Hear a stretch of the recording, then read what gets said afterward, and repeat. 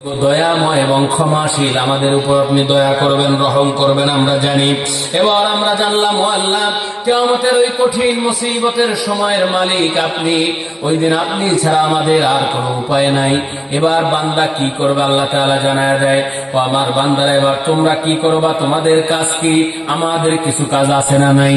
আল্লাহ তাআলা বলেন, ইয়্যাকা না'বুদু ওয়া ইয়্যাকা নাস্তাঈন।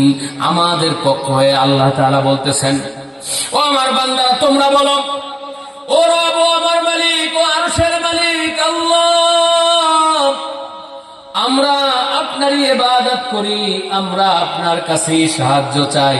সুবহানাল্লাহ।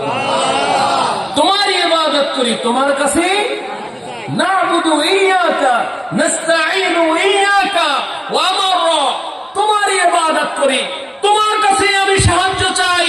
এই দুইটা কথার ইনডাইরেক্ট কথা হলো, আর কারো ইবাদত করি না, আর কারো কাছে সাহায্য আমরা চাই। এটা হলো মুমিনের কথা।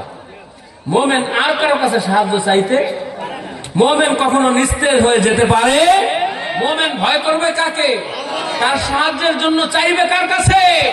সব কিছুর দেওয়ার মালিককে, নাকি অন্য কেউ আছে? বৃষ্টি দেওয়ার মালিক দুর্গা, ফসল দেওয়ার মালিক দুর্গা, কালী, সরস্বতী, কে? জোরে বলেন কে?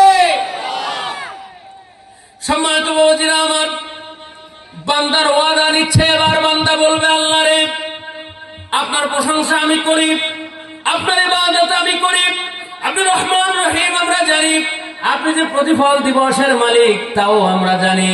ও আমার রব, এবার আমরা আপনাকে ওয়াদা দিচ্ছি, আমরা আপনার ইবাদত করব, আপনার কাছেই সাহায্য চাইব। বলেন ইনশাআল্লাহ।